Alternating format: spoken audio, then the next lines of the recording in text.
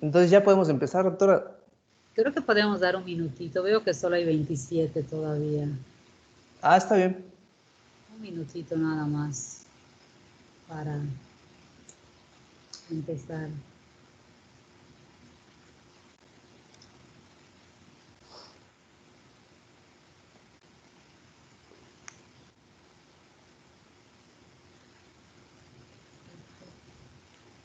Hoy es la única clase que tienen, ¿verdad? Sí, ahorita estamos terminando terapéutica. Ah, no, y algunos tenemos después de su clase, tenemos en práctica médica en línea. Ah, bueno. Sí. ¿A las 10:30 o a las 11? Bueno, mi grupo tiene a las 12:30. Ah, bueno.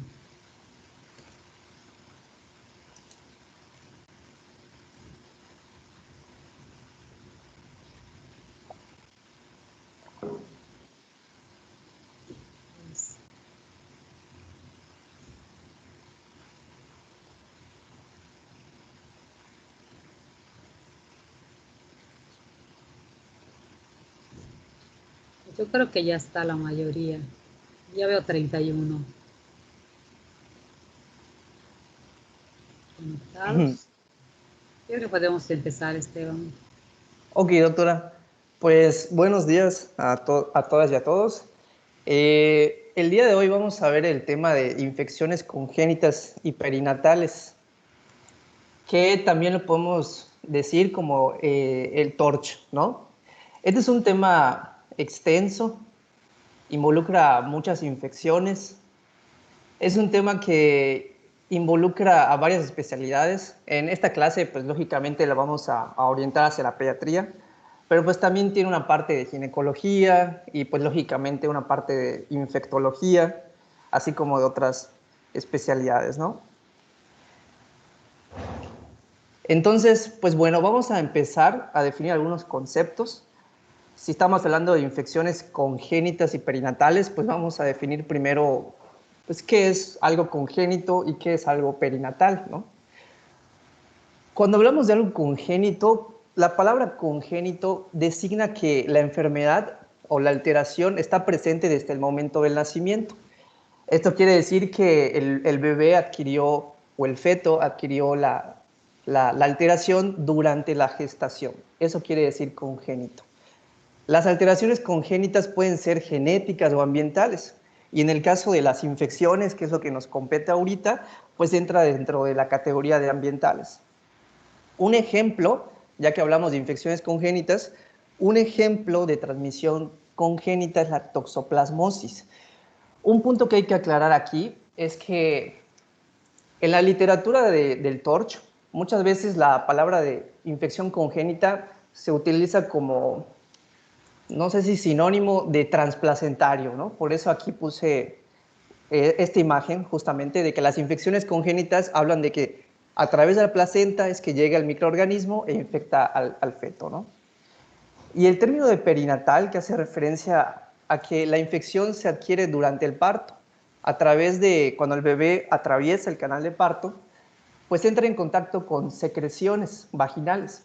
Y si la madre tiene alguna infección, por ejemplo un herpes, pues puede infectar al bebé durante este parto, ¿no? Y aquí yo le agregaría una que no estaba en la bibliografía que revisé, que es el Martínez principalmente, que sería la postnatal, porque algunas de estas infecciones se transmiten incluso después del nacimiento, por ejemplo, por lactancia materna, ¿no? Entonces igual hay que tener en cuenta ese detalle. Entonces vamos a ver primero qué es el TORCH. Como nos damos cuenta, el TORCH viene... Esteban, solamente quiero aclarar que la perinatal va más allá del momento del parto. El periodo perinatal se refiere, va desde la semana 28 hasta 7 días después del parto. Ok, doctora. Nada más como, pero sí, lo que tú dices, varias de esas enfermedades se transmiten en el momento del parto.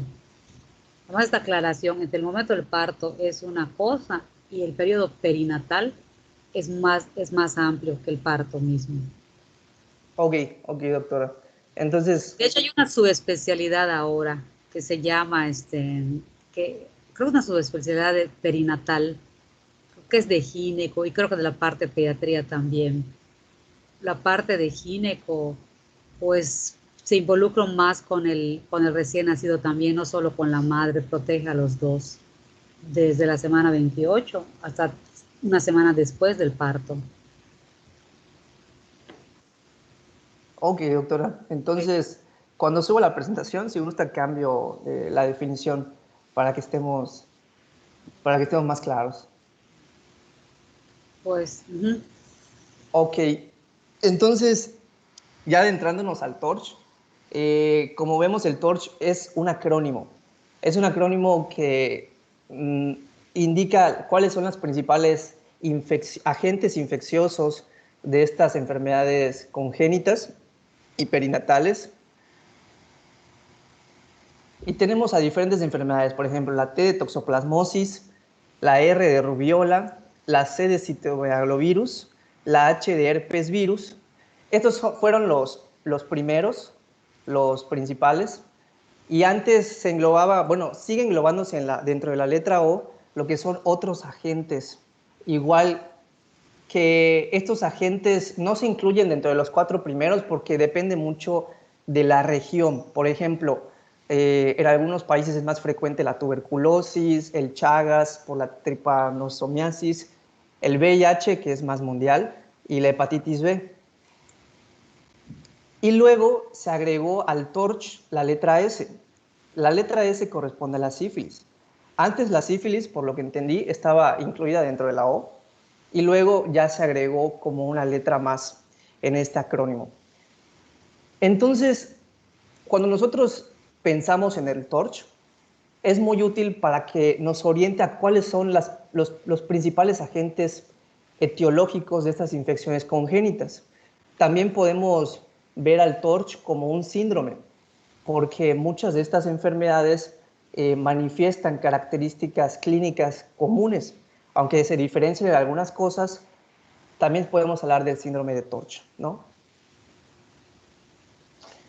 El acrónimo TORCH fue utilizado alrededor de a los inicios de los años 70 por estos autores y clasificaron a estas enfermedades porque cumplían ciertas características. Por ejemplo, número 1, son enfermedades que no pueden distinguirse clínicamente entre sí y que comparten cuadros sintomáticos comunes, aunque como ya mencioné, sí tienen algunas cosas que resaltan en cada una de estas enfermedades. Número 2, comúnmente pasan inadvertidas en el periodo neonatal, originando efectos invalidantes a largo plazo. Esto quiere decir que al momento del nacimiento, algunas de estas infecciones van a estar asintomáticas en el bebé, pero el hecho de que estén asintomáticas no quita el hecho de que a largo plazo pueda manifestar secuelas. Y por eso es importante que al diagnosticar una de estas infecciones, es importante darle seguimiento a ese bebé.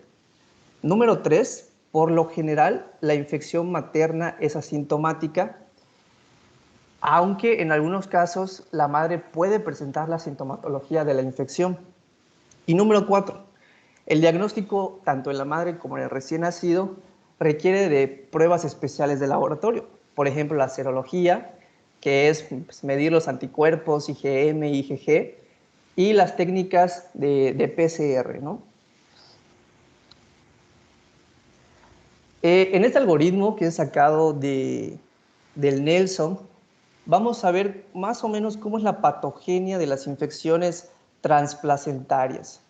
Empezamos aquí con una infección materna. Cualquiera de las infecciones que ya mencionamos, la madre adquiere la infección y si el agente infeccioso invade el torrente circulatorio, entonces puede dirigirse a la placenta e infectarla.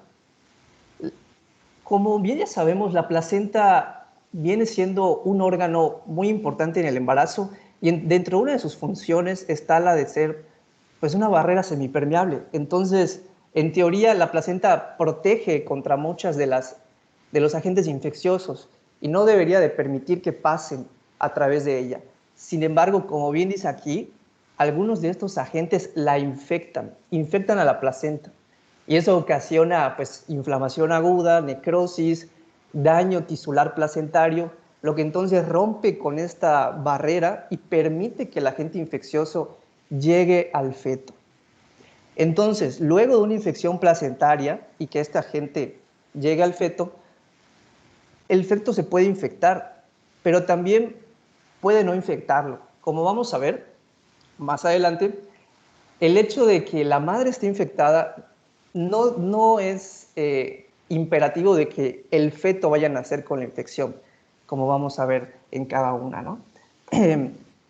Y bueno, ya que el feto sí se infectó, el problema de esta infección fetal es que tiene muchos efectos sobre el crecimiento y la viabilidad. Como bien ya sabemos, algunas de estas infecciones desde los primeros meses del embarazo van a terminar en abortos, muertes embrionarias con reabsorción, o si el embarazo continúa, puede dar lugar a partos prematuros, o incluso el neonato puede nacer de término. Y pues bueno, de los niños que nacen con esta infección congénita, es característico, por ejemplo, un retraso del crecimiento intrauterino. Como vimos en clases pasadas, principalmente tiende a ser el de tipo 1, que es el de tipo simétrico, porque se da principalmente a los inicios del embarazo, ¿no? Otras consecuencias de la infección congénita, anomalías del desarrollo, enfermedades congénitas o incluso un neonato sano. Y aquí repito, el hecho de que la madre esté infectada o de que el feto se infecte no es imperativo de enfermedad para el feto. Y bueno, cuando el niño ya nació y si tiene alguna de estas secuelas, a largo plazo la infección podría erradicarse o podría persistir. En caso de que, y los últimos ya, las últimas consecuencias podría ser que la enfermedad presente secuelas a largo plazo, repito, incluso si al inicio estaba asintomático el niño, puede parecer que no hay una enfermedad aparente o incluso puede haber lesiones en tejidos, órganos, secuelas e incluso que fallezca el neonato. Entonces, como les mencionaba cuando vimos el acrónimo de TORCH, que es un acrónimo que cuando nosotros lo escuchamos nos indica cuáles son los principales agentes etiológicos de infecciones congénitas, también puede englobar el síndrome de TORCH, porque muchas de estas infecciones congénitas presentan características comunes. Aquí traje las más comunes, por ejemplo, la prematuridad y el retraso de crecimiento intrauterino, que repito, tiende a ser de tipo simétrico, problemas hematológicos como anemias, neutropenias, trombocitopenias, citopenias en general, defectos oculares, por ejemplo, la corioretinitis es muy mencionada en varias de las infecciones del TORCH, cataratas, queratoconjuntivitis, el glaucoma, la microftalmia. Y a nivel del sistema nervioso central, también es muy mencionado la microcefalia, la hidrocefalia, las calcificaciones intracraneales, igual están en varias de estas enfermedades. Pero también hay otros, por ejemplo, la sordera, la hepatitis con hepatoesplenomegalia e ictericia, que de hecho ayer en la clase de ictericia mencionamos al síndrome de TORCH. Y de hecho aquí hago un paréntesis para recordar que el TORCH lo hemos visto principalmente en dos clases, en el retraso de crecimiento intrauterino y en la ictericia. Y bueno, también puede dar neumonía, miocarditis, nefritis, hidropsnoinmune, etc. Esto es a grandes rasgos el síndrome de TORCH. Pero ahora vamos a ver a cada una, a las principales infecciones. Y vamos a empezar con la toxoplasmosis. Como ya sabemos, la toxoplasmosis es una infección ocasionada por un parásito intracelular obligado, que es el Toxoplasma gondii. Algo importante es que la toxoplasmosis es transmitida de la madre al feto solo durante el curso de una infección primaria. Esto quiere decir que el riesgo está cuando la madre adquiere la infección durante el embarazo, aunque la excepción es en casos de inmunodeficiencia. Es decir, que si la madre tenía toxoplasmosis desde antes del embarazo, hay poco riesgo de que se la transmita al feto, pero la excepción es en casos de inmunodeficiencia, como en el SIDA, porque puede dar lugar a reactivaciones de esta infección. Y bueno, ya hablando de la toxoplasmosis congénita, la que afecta al bebé, tiene una incidencia de 2.3 por 1000 recién nacidos vivos. Del 80 al 90% van a estar asintomáticos al nacer, y ya de los alrededor del 10% que nazcan con sintomatología, van a presentar, podrían presentar característicamente lo que es la tétrada de Sabin, que es la tétrada de la toxoplasmosis congénita. Para recordar la tétrada de Sabin, hay una mnemotecnia que es las 3 Cs y una H. La primera C corresponde a corioretinitis, la segunda C a calcificaciones intracraneales, la tercera C a convulsiones y la H corresponde a hidrocefalia. El toxoplasma le gusta mucho invadir sistema nervioso central y los músculos.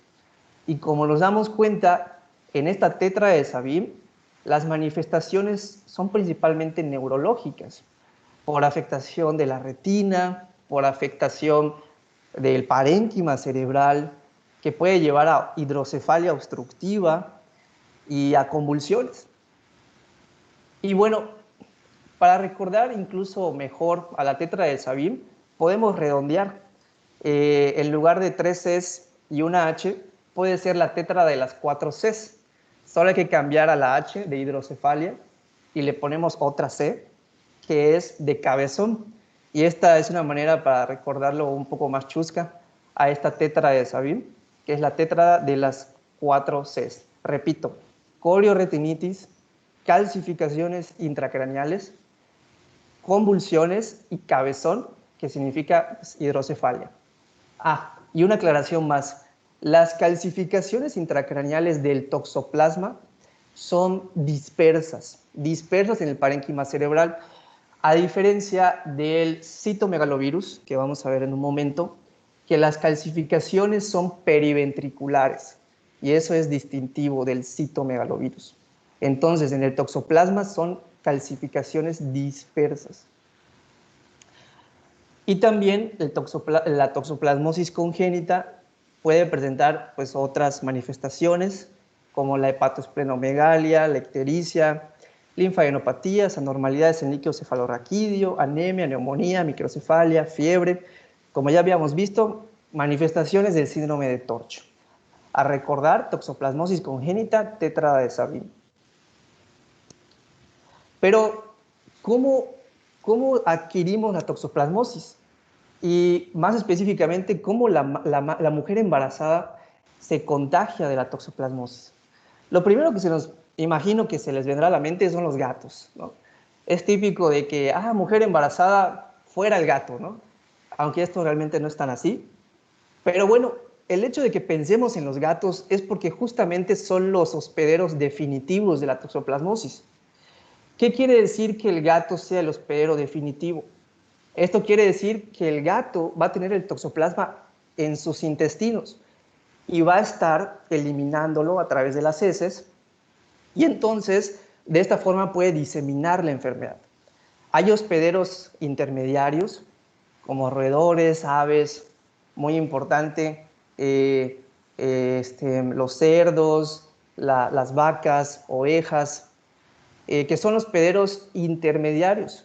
Y en ellos, cuando adquieren la infección porque están en contacto con las heces del gato, como ya mencionamos, el toxoplasma le gusta el sistema nervioso central y los músculos.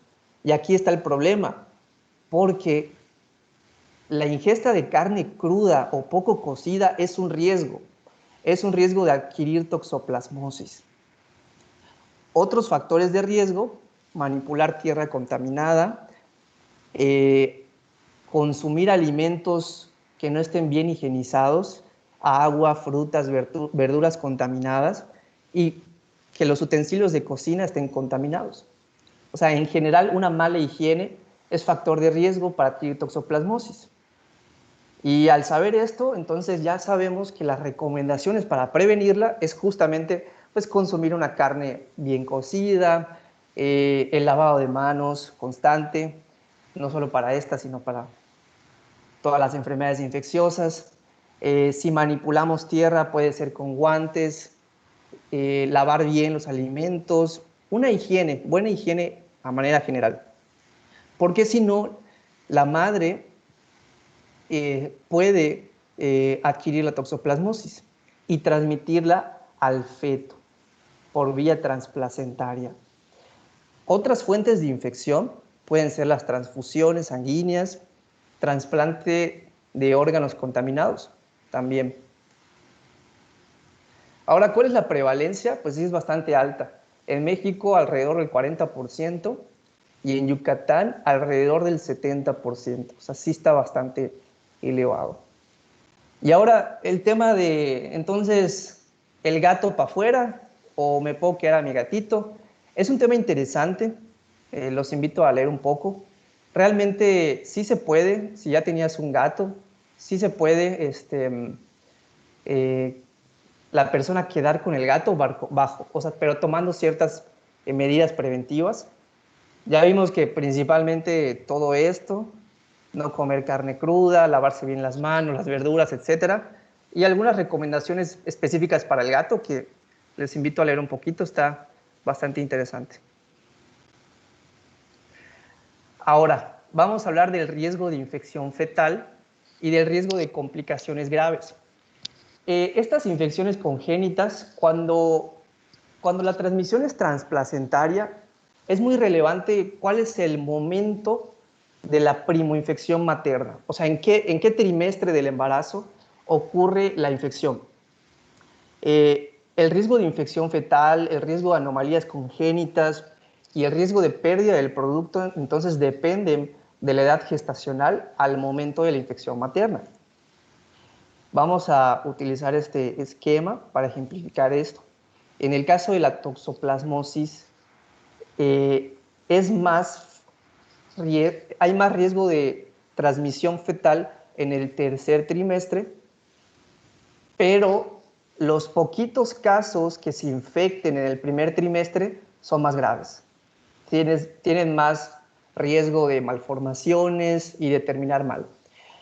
Y ya vimos que la mayoría se van a infectar en los últimos meses del embarazo y de aquí los que se infecten, la gravedad es rara, es leve en 10% de los casos y es asintomática o subclínica en el 90%. Entonces, repito, toxoplasmosis tiene mayor riesgo de contagio en el tercer trimestre, no de contagio, de contagio al feto.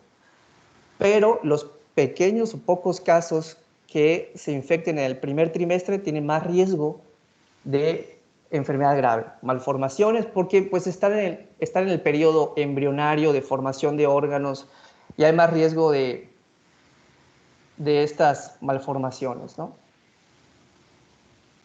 ¿Cuáles son las posibles secuelas de la toxoplasmosis congénita? Secuelas a largo plazo, ¿no? Principalmente en el sistema nervioso y en el ojo. En el sistema nervioso, hidrocefalia obstructiva, que incluso vamos a ver en el tratamiento que si sucede esta hidrocefalia obstructiva se puede utilizar las válvulas ventrículo-peritoneales para pues drenar. También retraso mental, convulsiones, alteraciones motoras, sordera neurosensorial. Y en el caso del ojo, la corioretinitis, que es de las secuelas las principales, hasta en el 90% de aquellos que no recibieron tratamiento previo. Estas secuelas de la toxoplasmosis congénita son más frecuentes en los recién nacidos que presentaron la clínica, que fueron sintomáticos al nacimiento, pero también puede afectar hasta el 20% de los que nacieron asintomáticos. De ahí la recomendación de que, aunque el niño con el diagnóstico de toxoplasmosis congénita por laboratorio, pues no tenga síntomas, pues también hay que vigilarlo a largo plazo por el riesgo de secuelas. Esteban, antes que sigas, ¿puedes poner la anterior a esta? Esta. Aquí, como bien dice tu gráfica, el mayor riesgo es cuando la madre adquiere la toxoplasmosis y se encuentra en el tercer trimestre del embarazo. Ahí no vamos a esperar ver un retraso del crecimiento intrauterino simétrico, porque el niño ya creció. Entonces, o sea, que no nos quede, que lo más frecuente es que el TORCH sea simétrico, pero hay casos de toxoplasma y otros que vamos a ver, que no, depende del momento en que se dé la infección, o sea que el TORCH puede estar en retraso de crecimiento uterino en cual de las dos formas, y también algunos ser asintomático, aunque nazca bien y tenga buen peso y todas las otras manifestaciones clínicas que se presentan, que ya mencionaste, nos orientan hacia el TORCH, no nos miramos solamente del peso. Ok, doctora. Sí. Entonces, puede presentar tanto el simétrico como asimétrico, dependiendo de cuándo, en qué semana, en qué mes del embarazo, ¿no? Exactamente, los TORCH que se dan tempranamente nacen con secuelas y generalmente son simétricos, como vimos en la clase anterior, pero algunos casos por allá también son TORCH y son asimétricos o Correcto. asintomáticos. Ok, gracias, doctora.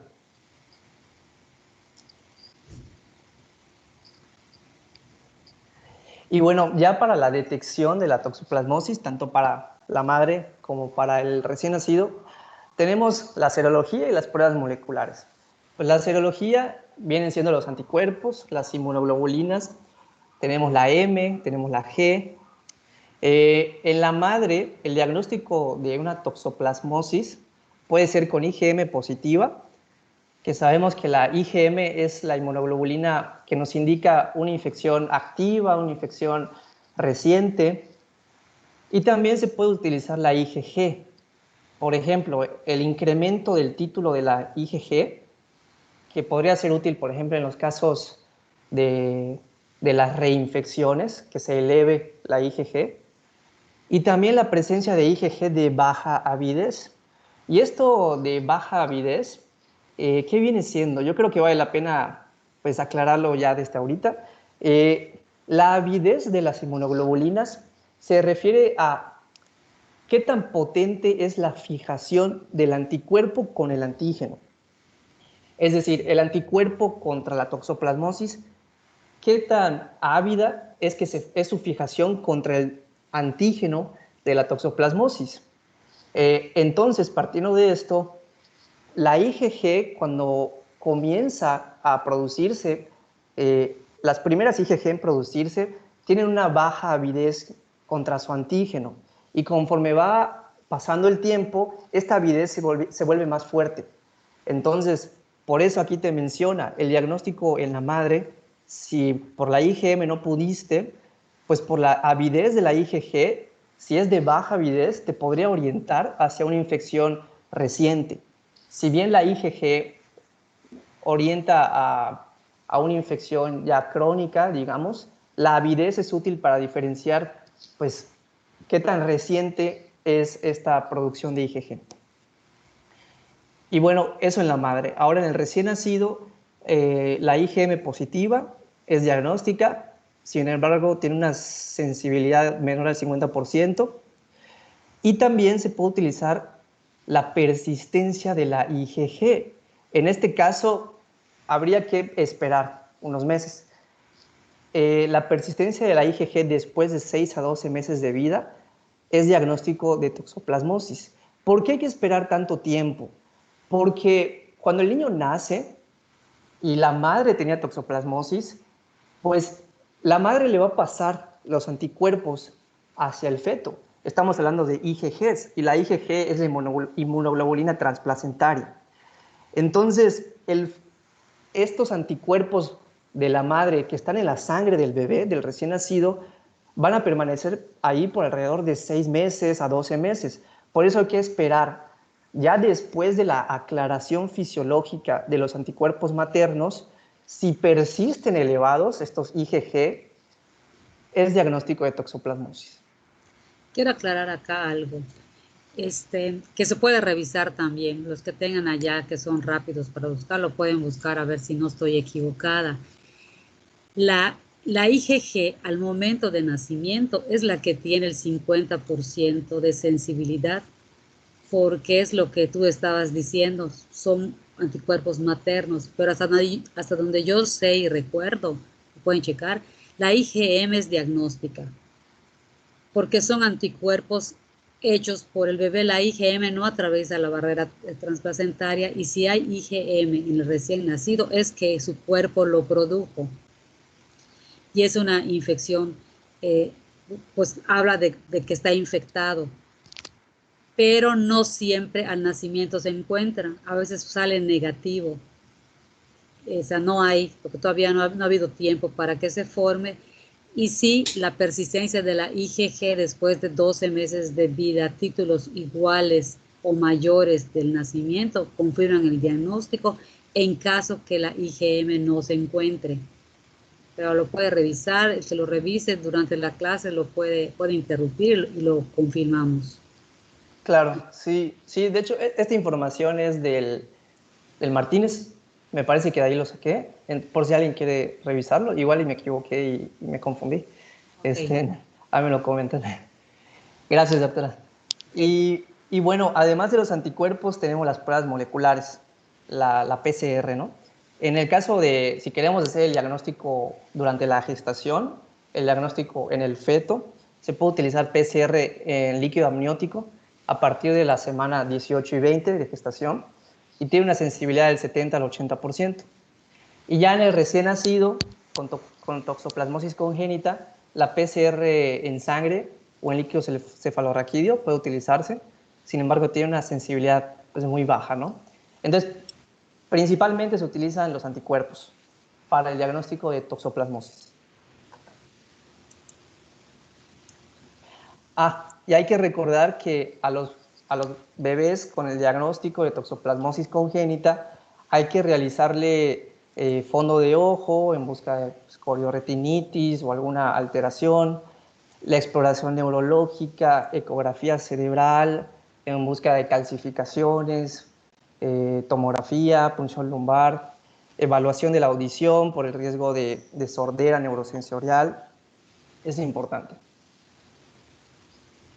Y ya para el tratamiento, aquí lo dividí en el tratamiento para la madre durante el embarazo y el tratamiento para el recién nacido. Para la toxoplasmosis se utilizan antiparasitarios, se utilizan antibióticos, en algunos casos corticoides. Por ejemplo, en la madre hay que diferenciar entre el tratamiento que se da antes de las 18 semanas y después de las 18 semanas. En las primeras 18 semanas se utiliza la espiramicina, que es un antibiótico del grupo de los macrólidos, como la acitromicina. Y ya después de las 18 semanas se utiliza pirimetamina más sulfadiacina más ácido folínico. La pirimetamina, que viene siendo un antiparasitario, que justamente interfiere con la síntesis de folatos y por eso se le da ácido fólico para pues, prevenir los efectos adversos a nivel de médula ósea. Y la sulfadiacina, que es un antibiótico. En el recién nacido se utiliza también el esquema de pirimetamina, sulfadiacina, ácido folínico por un tiempo prolongado de 12 meses, y se puede utilizar corticoides si hay afectación aguda del sistema nervioso central, por ejemplo, una meningitis, o también en casos de corioretinitis activa. Y como ya habíamos mencionado, en los casos de hidrocefalia obstructiva podemos utilizar una válvula de derivación ventriculoperitoneal para drenar el líquido. El También tratamiento, aclarar que el ácido ¿sí? folínico no es el ácido fólico, es diferente. El ácido folínico es una forma reducida del ácido fólico. O sea, viene de ahí, pero no es exactamente igual. No, no son intercambiables. Se vende ácido folínico y se vende ácido fólico. Así es. Gracias, doctora. Y bueno, el tratamiento que se le da a la madre es con el fin de reducir la transmisión transplacentaria, que se reduce entre el 60% de los casos, y para reducir la mortalidad fetal. No sé si quiere añadir algo más, doctora, o entramos a rubiola. Entramos a rubiola. Bueno, perfecto. En el caso de la rubiola, ahorita vamos a ver una de las infecciones congénitas causadas por virus. Aquí nos vamos dando cuenta que el TORCH puede ser dado por distintos microorganismos, parásitos como la toxoplasmosis, virus como la rubiola, el citomegalovirus, bacterias como la tuberculosis, la sífilis. En el caso de la rubiola, pues es un virus, ARN, que cursa con una enfermedad exantemática febril. Recordar esto es útil para poder identificar pues, los casos de rubiola materna en dado caso de que estén sintomáticos. La rubiola, su exantema es característico, es un exantema cefalocaudal. Eso quiere decir que aparece primero en la cara, en el cuello, y luego se va extendiendo a distintas regiones del cuerpo. Es cefalocaudal. Antes de la erupción exantemática, puede presentar febrículas, cefalea, linfadenopatías, síntomas catarrales y artralgias. Es una enfermedad más frecuente en los niños que en los adultos, pero en los adultos es de mayor riesgo, principalmente porque en las mujeres embarazadas puede dar lugar a una infección fetal grave. Recordar que actualmente es una enfermedad rara debido a la vacunación. La rubiola está cubierta por la vacuna triple viral, que es la SRP, sarampión, rubiola y parotiditis, que se aplica a los 12 meses, al año de edad, y hay un refuerzo a los 6 años. Y la rubiola se da a los 12 meses porque, así como en la toxoplasmosis, los anticuerpos maternos pues, protegían al bebé alrededor de 6 a 12 meses, también en la rubiola, la IgG materna, pues protege contra rubiola alrededor de 12 meses de vida, ¿no? Aquí también, como vimos en toxoplasmosis, la probabilidad de infección fetal durante la primoinfección materna depende de la edad gestacional. En este caso nos damos cuenta que la flechita que acá puse es un poco curiosa, ¿no? Porque es aquí una flecha arriba y una flecha abajo, porque el riesgo de transmitir la infección al feto es alto en el primer trimestre, va disminuyendo a la mitad del embarazo y luego empieza a ascender otra vez. Incluso después de la semana 36 del embarazo, es casi el 100% de riesgo de infección fetal. Ahora, ¿cómo está la gravedad? La gravedad, al igual que la toxoplasmosis, tiene más riesgo de teratogénesis, lógicamente, en los primeros trimestres. Ya después de la semana 16, es baja la probabilidad de malformaciones, prácticamente nula, pero la aclaración es que el riesgo de sordera permanece hasta la semana 20. Ya después de la semana 20, el riesgo de malformación es prácticamente nulo, pero los bebés que adquieran la toxoplasmosis en los últimos meses del embarazo, si bien no tienen el riesgo de malformaciones, sí pueden nacer con toxoplasmosis con rubiola como tal. La rubiola exantemática que veíamos hace un rato. Y de esta rubiola puede ser muy grave al nacimiento. Entonces, repito, en la rubiola, la gravedad en los primeros meses es más el riesgo de teratogénesis, pero en los últimos meses del embarazo hay más riesgo de desarrollar la rubiola como tal. O sea, es decir, que si da rubiola la semana 36, pero no nace el bebé, o sea, cursa con rubiola dentro del útero, es mejor, o sea, si no desencadena el trabajo de parto, es mejor y tal vez cuando llega la semana 40, pues no pasó nada, tuvo rubiola y superó.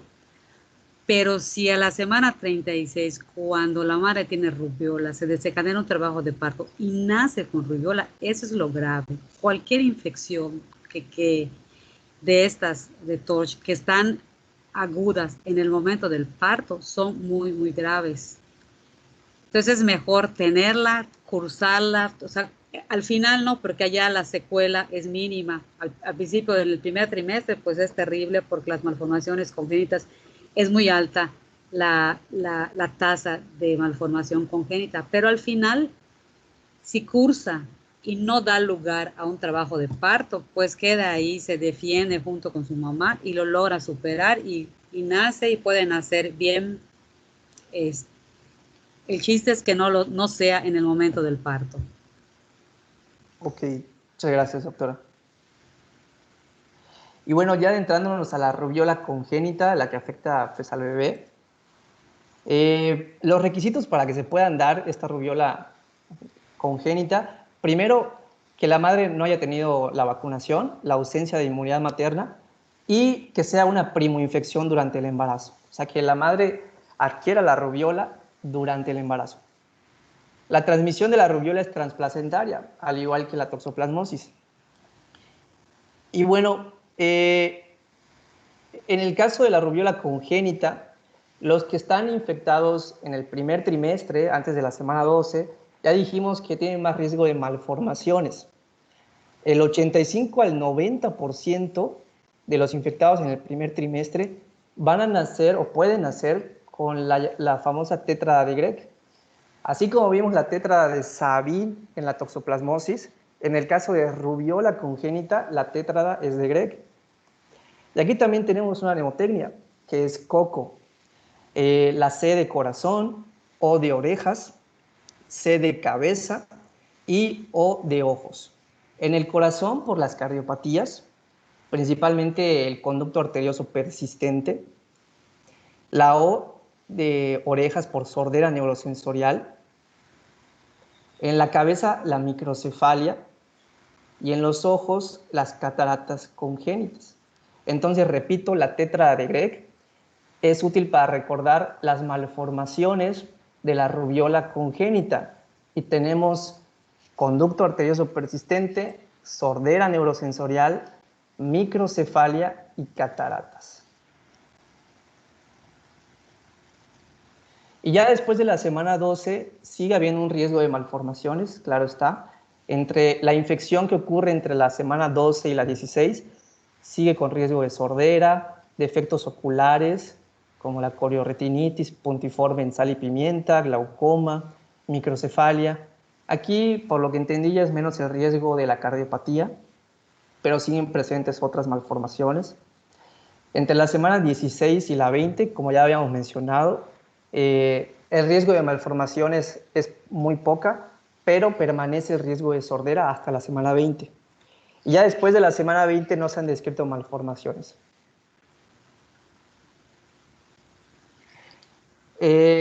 Como habíamos mencionado, la rubiola que se adquiere en los últimos meses del embarazo puede dar lugar a una enfermedad sistémica, que es una enfermedad grave. Esta enfermedad pues cursa justamente con la erupción generalizada parecida a un eczema, lesiones purpúricas, neumonía intersticial, hepatoesplenomegalia, meningoencefalitis, etc. Y de aquí el potencial riesgo mortal de la rubiola que se adquiere en los últimos meses del embarazo.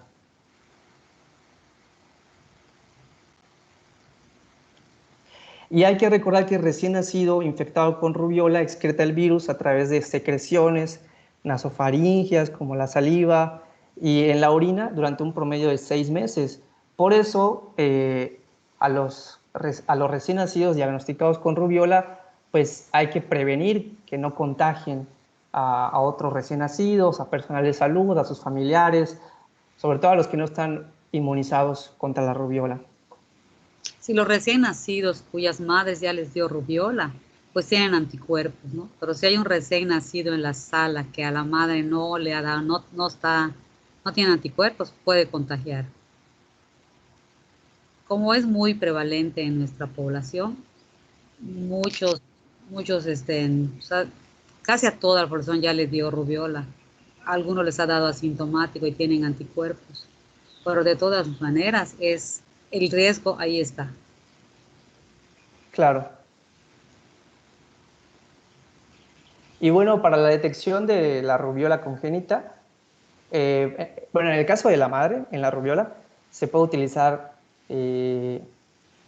la IgG positiva. En el caso de que la madre tenga la IgG positiva, significa que está inmunizada contra la rubiola y entonces no hay riesgo de infección congénita para su bebé. Eh, Obviamente es muy útil tener los antecedentes de si la madre sabe si ya le dio rubiola, de si sabe que le pusieron la vacuna, pero pues está la opción de tomar la serología. La IgG positiva significa inmunidad para la madre. En el recién nacido, la IgM persistente en lactantes, infectados durante 6 a 12 meses, y su positividad permite establecer el diagnóstico de certeza. Y rara vez se requiere aislar el virus en PCR o en algún cultivo. Basta con la IgM. Cuando se planea un embarazo, o sea, cuando no, todavía no está embarazada, no solo es el plan, y una de las preguntas obligadas es si ha padecido rubiola. Y a veces la mujer no lo sabe o no lo recuerda porque fue asintomático o lo que sea. Aconsejan que se vacune contra rubiola para que cuando vaya a tener el embarazo ya tenga protección y no corre el riesgo que lo adquiera durante el embarazo. Claro. Sí, y retomando lo que estaba comentando la doctora, de hecho en la parte de tratamiento tenemos aquí abajito justamente vacunar a las mujeres susceptibles que no estén inmunizadas o que no hayan tenido rubiola con anterioridad. Se puede aplicar la vacuna, pero hay que evitar el embarazo 3 meses posteriores a la vacunación. Y de hecho esta vacuna está pues contraindicada durante el embarazo, ¿no? Punto importante, no existe tratamiento antiviral específico. No es así como la toxoplasmosis, que teníamos antiparasitarios, antibióticos. En este caso no hay tratamiento antiviral específico. Sin embargo, pues ya vimos, ¿no? La vacunación, la triple viral es muy, muy buena, muy útil. Y pues ha dejado la rubiola ya muy poquitos casos, ¿no? Me parece que hay rubiola sola para las mujeres susceptibles. No tiene que estar con parotiditis y sarampión. Ok, ok. De hecho Parece que tenía me puede esa checar duda. también. Me parece que sí Claro. es la que le juegan a las a las mujeres en edad fértil. Sí. Ok, doctora. Gracias. Y pues bueno, aunque no existe el tratamiento antiviral específico, pues sí hay que realizar una vigilancia cuidadosa a largo plazo para pues detectar secuelas, manifestaciones tardías y se, algunas de las malformaciones son susceptibles a cirugía. Algunos defectos cardíacos o defectos oculares pues pueden recibir un tratamiento específico, ¿no?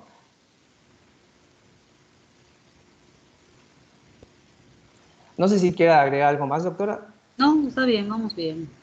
Ok, Está muy completa tu presentación. ok, gracias. Ahorita pasamos al citomegalovirus. Repito, estamos viendo el TORCH, la T de toxoplasma, nos saltamos la O, nos pasamos a la R de rubiola y ahorita citomegalovirus, es la C. Ahí no me sale aquí. Bueno, no me aparece, pero lo que dice es que el citomegalovirus es una enfermedad pues, viral, como bien dice. Es de las más frecuentes infecciones congénitas, es la más frecuente de las infecciones congénitas neonatales en México, con un 0,6% en los recién nacidos, que es bastantito.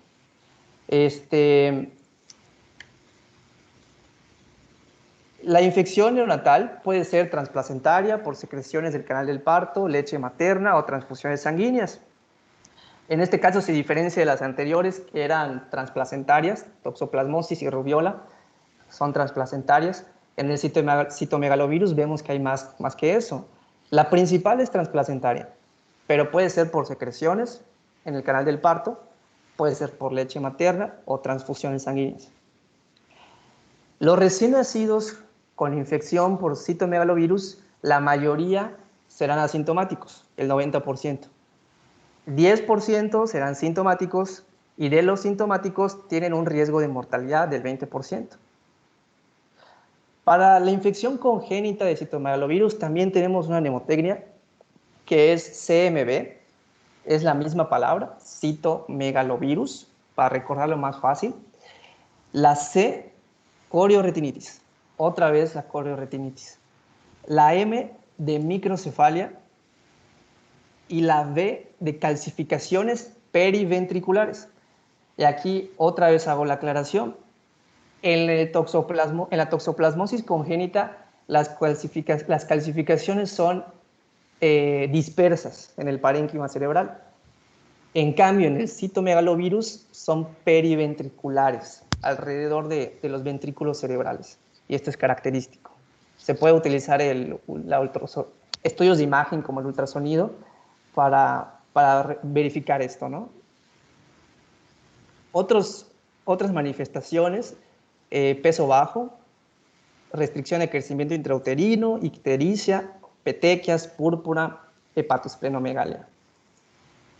Y en el caso de las secuelas, a largo plazo presentarán secuelas el 50% de los que nacieron sintomáticos y el 10 al 15% de los asintomáticos. Y aquí repito que el hecho de que un niño recién nacido, o niño o niña recién nacido, diagnosticado con un TORCH, aunque esté asintomático, pues hay que vigilar a largo plazo, a ver si no hay alguna secuela, ¿no?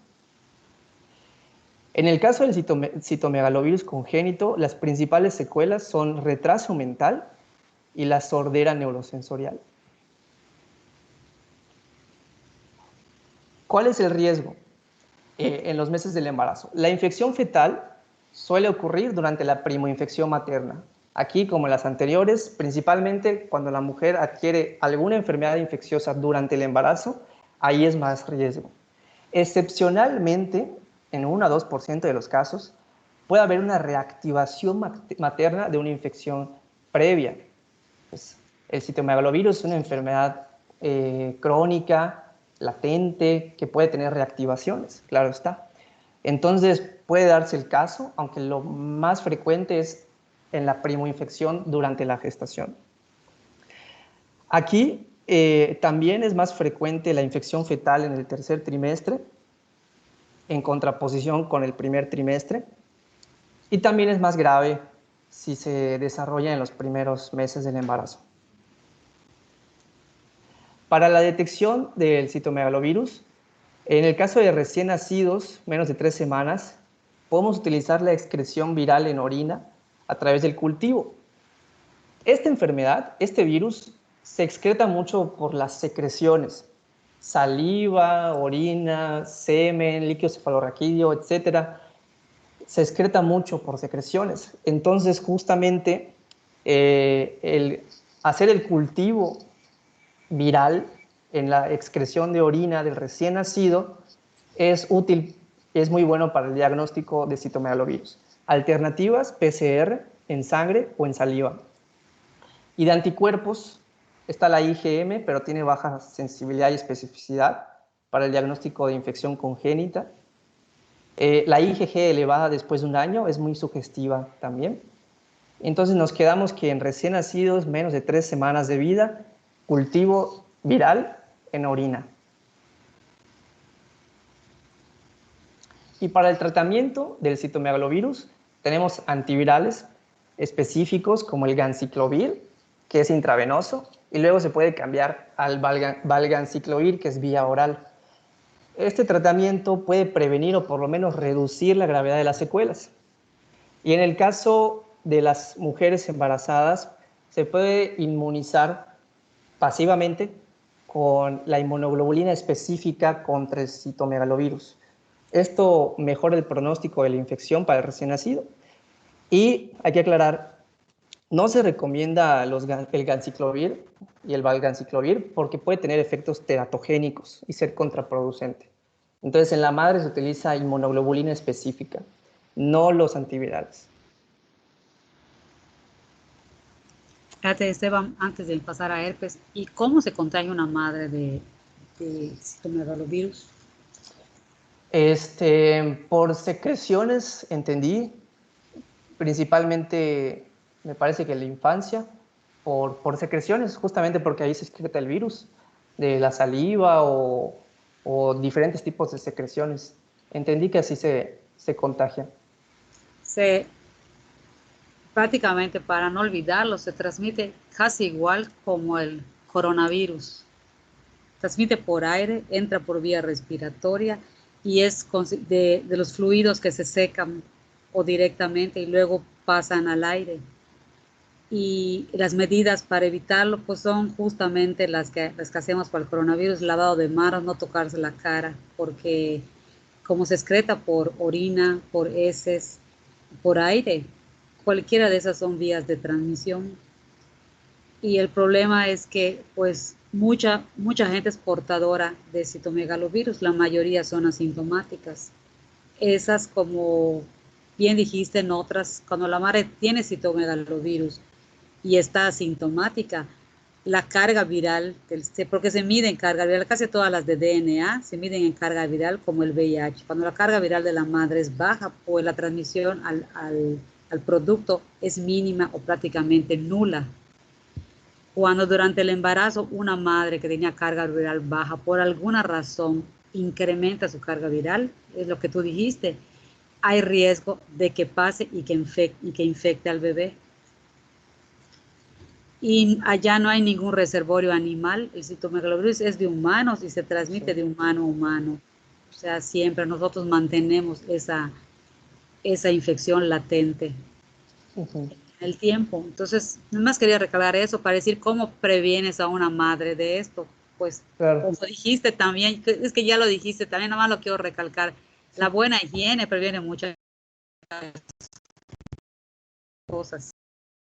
Y los hábitos, esos hábitos que se están adquiriendo ahorita contra el coronavirus, yo creo que van a ayudar también a esta infección a disminuirla. Claro, así es. Sí, de hecho, gracias por aclararlo, doctora. Igual la rubiola entendí que los humanos son los únicos que la van transmitiendo, o sea, no hay animales, ¿no?, como la toxoplasmosis. Uh-huh. Así es. Bueno, entonces ahora pasamos a ver el herpes, la H en el torch. Este es un virus ADN. Hay que recordar que hay dos tipos, que son el virus de herpes simple 1 y el virus de herpes simple 2. Bueno, hay más de la familia de herpes, como el citomegalovirus, Epstein-Barr y así. Pero bueno, aquí estamos centrándonos en el virus de herpes simple. Hay tipo 1 y tipo 2. El virus de herpes simple 1 se asocia más al herpes labial, al herpes que se da pues, en la mitad superior del cuerpo, ¿no?, que puede pues, dar estas manifestaciones características de las vesículas que se agrupan en racimos sobre una base eritematosa. También pueden reventar, formar úlceras, formar costras.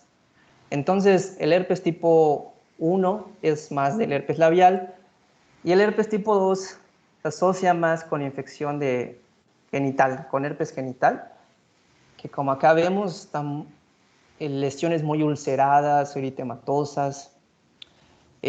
Por lo tanto, la mayoría de lo que nos compete ahorita, ¿no?, del herpes congénito, el 75 al 80% de la enfermedad neonatal es secundaria al virus de herpes simple tipo 2, porque pues justamente se da durante el trabajo de parto por las secreciones. Aunque también puede infectarse al bebé, en el caso por el herpes tipo 1, en el caso de cuando le damos besitos al bebé y una persona tenía herpes labial, pues ahí también hay riesgo.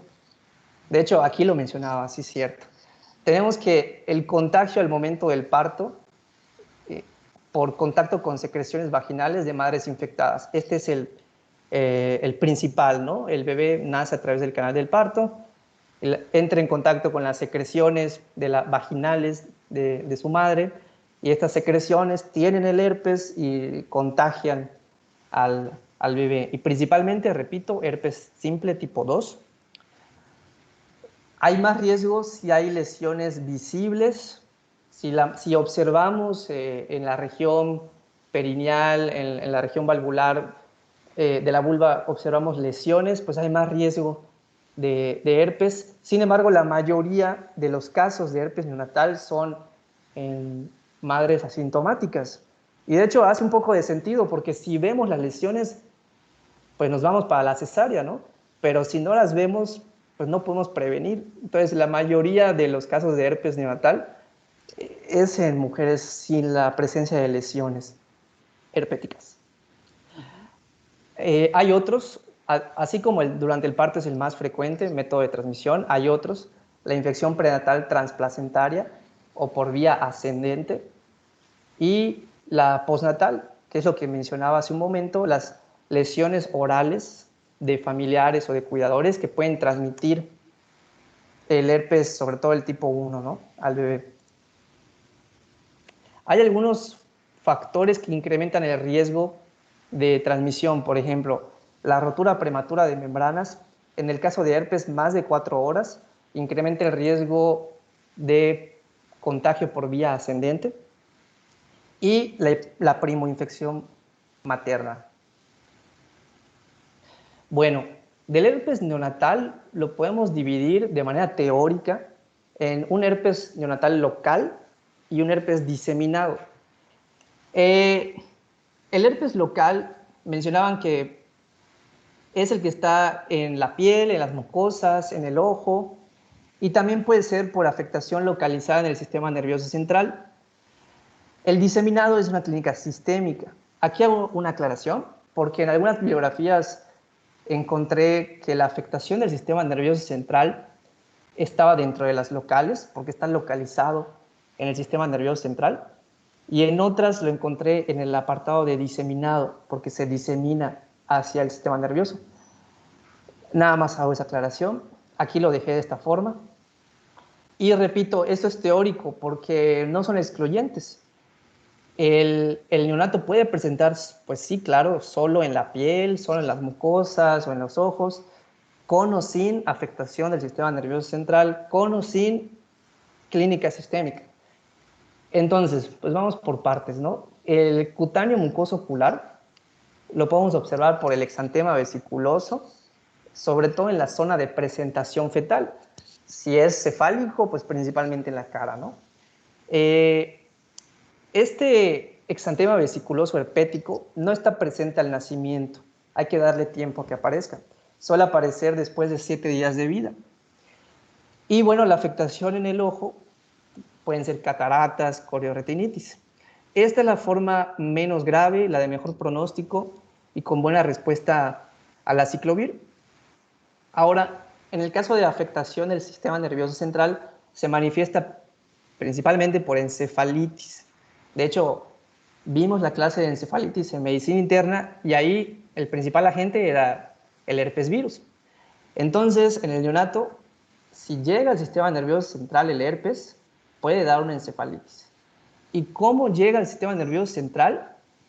Pues como ya sabemos, a través de los axones, por vía retrógrada, ingresa hacia el sistema nervioso, así como el virus de la rabia, ¿no? Y en un bebé, en un neonato con encefalitis, puede presentar clínica de letargia, hipotonía, convulsiones, y esta tiene una mortalidad del 15%.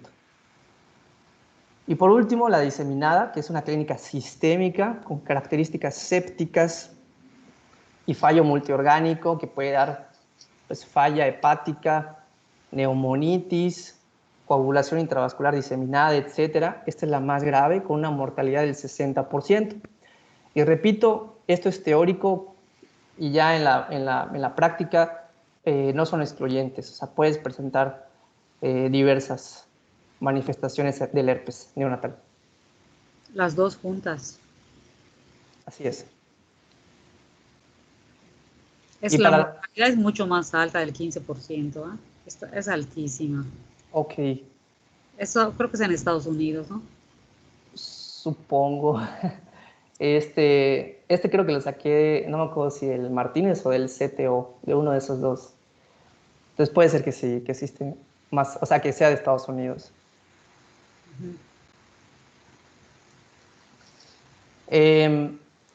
Para detectar el herpes tenemos el cultivo. Si es de las vesículas, pues mejor. El problema es que si no están presentes no se puede hacer. También cultivo viral en líquido cefalorraquídeo, secreciones nasofaringeas, conjuntiva. Los anticuerpos IgM positivo y en la PCR, en el líquido cefalorraquídeo, en caso de encefalitis, tiene un 95% de sensibilidad. Para el tratamiento, el antiviral aciclovir, que es más eficaz cuanto más precoz sea su inicio. Si hay afectación ocular, se puede utilizar tratamiento localizado. Y en el caso de lesiones genitales que observemos en una mujer embarazada que va, por ejemplo, en trabajo de parto, es indicativo la cesárea, justamente para evitar que el bebé pase por el canal del parto y se contagie, ¿no? Y no sé si quiere agregar algo más, doctora. Pues no más agregar, pero el amor ya lo sabe, ¿no? Que el herpes pues son infecciones crónicas. La persona que tiene herpes, padece herpes, con los virus DNA que se queda en el cuerpo. Pues la madre ya está infectada antes del embarazo. También no le quita que se puede infectar, ¿no? Pero lo más frecuente es que ya esté infectada y que a veces hacen reactivaciones durante el mismo y es lo que daña al bebé. Y sea reactivación, como dices tú, que tiene herpes genital crónico, puede ser que no se vean las lesiones al momento de parto y es ahí donde hay más riesgo. Cuando es conocido, cuando la persona puede decir en un examen, cuando hacen la historia clínica, que ha tenido herpes genital, aún no tenga lesión ni nada, ya se le programa para cesárea, se le explica, se le educa, se le dice que no es conveniente que nazca por vía vaginal, aún cuando se sienta asintomático, aún cuando se sienta bien, para prevenir al producto. Claro. Okay. Y aquí el caso clínico, bueno, algunos. No sé si quiera que ya pasemos a esto, ¿quieren mencionar No, algo más, doctora? está bien, vamos a seguir. Ok, Esto es para bueno, preguntar. sí, exacto. El primer caso clínico, tenemos un recién nacido de 32 semanas de gestación, bueno, que nació a las 32 semanas con un peso de 1.800 gramos. A las 48 horas de vida presenta ictericia, hepatoesplenomegalia, lesiones cutáneas de aspecto petequial. En el ultrasonido de cráneo se observan calcificaciones periventriculares. Y aquí hay 3 preguntas para que quiera responder. Número 1, ¿qué características te hacen sospechar un TORCH en este caso clínico?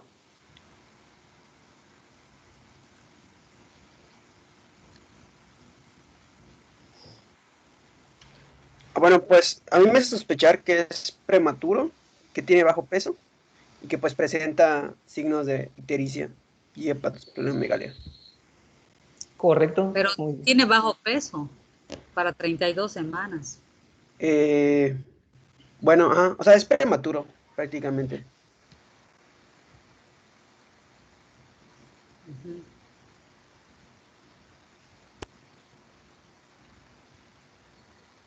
Ok, ok. O sea, Este, la prematurez no es un signo de sospecha del TORCH, ¿no? Porque si fuera así, todos los prematuros diríamos que tiene TORCH. Lo que hace sospechar TORCH es la hepatoesplenomegalia, las lesiones cutáneas y las calcificaciones periventriculares. Porque incluso la ictericia pues puede estar en muchos lados, ¿no? Pero acá si tiene hepatoesplenomegalia, sin ninguna otra cosa, menos no lo dice el caso clínico, sí ese es de alta sospecha de TORCH. Y si se complementa con lo demás que tiene, pues ya esos son lo que hace sospechar el TORCH. correcto. Así es. Y la pregunta número 2, ¿cuál es el diagnóstico etiológico más probable? ¿Y qué dato te hizo sospecharlo? El citomegalovirus y el clasificación experimental. Correcto, muy bien, Alfonso. Exacto, el citomegalovirus y las calcificaciones periventriculares hacen pues, alta la sospecha. Como recordamos, la mnemotecnia CMV, ahí me falta acá, CMV, la V es de calcificaciones periventriculares, a diferencia de la toxoplasmosis que son más diseminadas. Correcto. Ahí. Pues ni modo, ya apareció, olvidé quitarla. Igual estaba sencilla, la voy a leer. Es una gestante de término que ingresa por trabajo de parto. Se le detectan unas pequeñas vesículas agrupadas sobre una base eritematosa en la zona vulvar. El diagnóstico más probable y cuál es la conducta a seguir. Pues viene siendo un diagnóstico probable de herpes genital y está indicado a realizar un parto por cesárea. Y aquí Se te quedó en la misma, ¿no? Sí, exacto. Sí, salió la respuesta. Y bueno, la quinta pregunta menciona la tetra de Sabin y a la enfermedad que orienta. ¿Lo puedo contestar? Bueno, Sí, claro.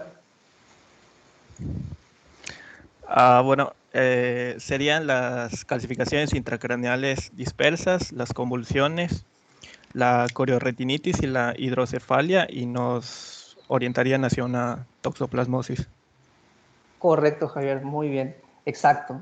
La tetra de las 3 Cs y una H o la tetra de las 4 Cs, corioretinitis, calcificaciones intracraneales, que como bien dijo Javier, son dispersas, convulsiones e hidrocefalia. Y toxoplasmosis congénita. Aquí algunas referencias. Eso sería todo.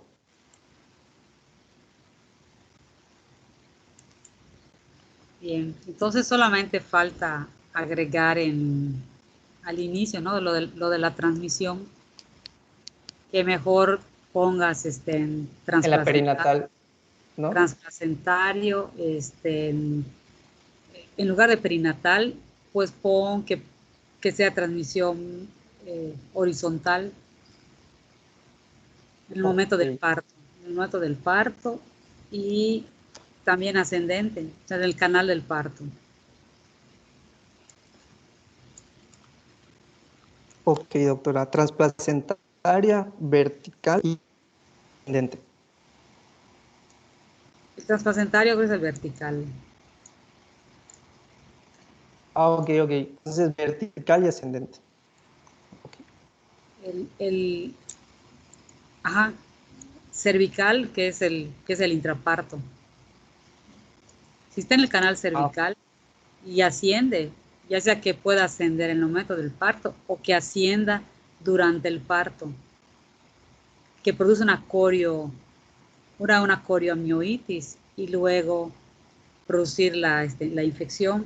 De los ejemplos que vimos hoy, no hay ninguna de esas, pero sí hay otros que entran dentro de TORCH, en la O de otros, que producen como el estreptococo beta, grupo beta, la Escherichia coli, que son infecciones que también pueden afectar al bebé. ok, doctora. Este, algo más, revisaron lo de la IgM.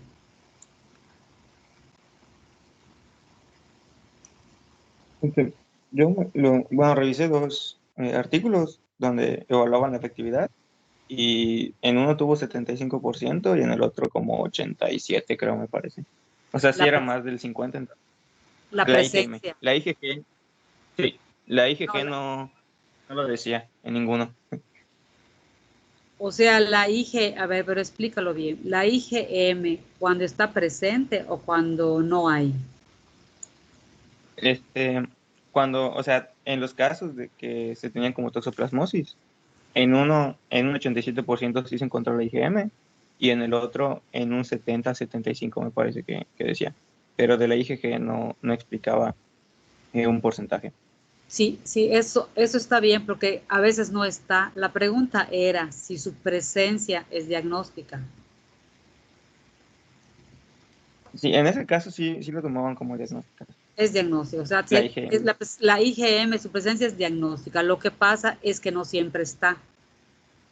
Incluso puede pasar mucho tiempo y no detectarse, entonces por eso se va a la IgG, pero como la IgG podría ser materna, entonces se espera que transcurra bastante tiempo para hacer el diagnóstico. Se queda siempre como diagnóstico de sospecha hasta que, como dicen, si después de del año o de 6 meses los títulos se mantienen o incrementan, entonces ya se hace el diagnóstico al bebé aún sin IgM. Pero cuando está la IgM, pues ya tienen el diagnóstico allá.